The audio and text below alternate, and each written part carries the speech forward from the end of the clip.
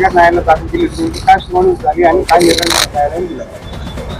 कोर्टाने परत 6 तारीख दिलेली आहे. आज आता आमच्या जे 1 आठवड्याची तारीख दिलेली आहे 6 मार्च, आणि आता आमचा अर्ध केस पूर्ण झालेला आहे.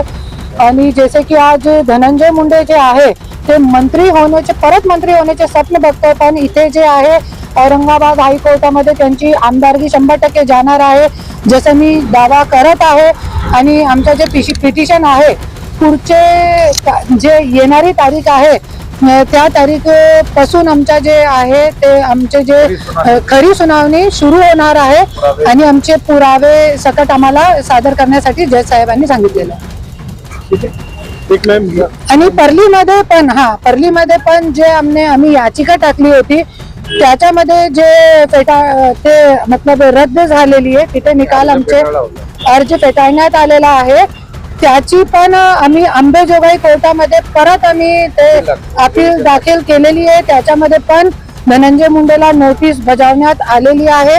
तसंच आम्ही दोघी ठिकाणी जे कानूनमध्ये बसतोय पूर्ण आमचा प्रयत्न जे सुरू आहे आमदारकी रद्द करण्याचा, आणि 100% आम्हाला यश भेटणार आहे याच्यामध्ये. मला सांगा, आतापर्यंत आपण जर इतिहास पाहिला तर कधी अशी काही घटना घडलेली कुठं आपल्याला पाहायला मिळत नाही, परंतु तुम्हाला विश्वास आहे की नक्कीच त्यांची आमदारकी रद्द होईल असे 100% रद्द होणार आहे. क्योंकि आमचा फक्त एकच मुद्दा नाहीये. आता तुम्ही बघू शकता की परलीमध्ये ज्या तहसीलदारनी मुंडे ज्यांचं नाव होता 2 दिवस अगोदर त्यांना अटक झालेली आहे. त्यांनी 20,000 रुपये लाच घेताना रंगे हात पकडण्यात आलेला आहे.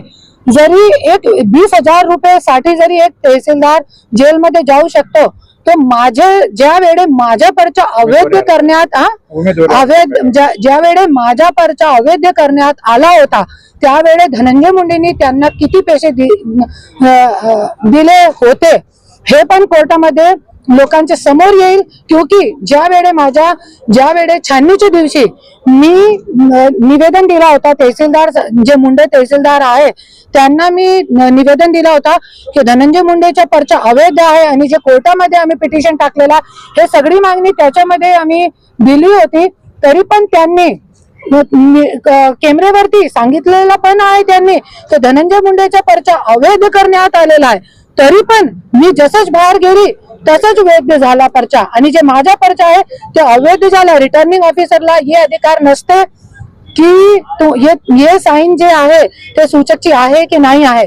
तरी पण माझा पर्चा फक्त या गोष्टीवरती की सूचकची साईन नाही आहे, ते अधिकार जे आहे साईन आहे की नाही आहे, खोटी आहे खरी आहे हे तपासण्याचा अधिकार आणि हे खरी खोटी करण्याचे अधिकार जे आहे ते रिटर्निंग ऑफिसरच्या नसते.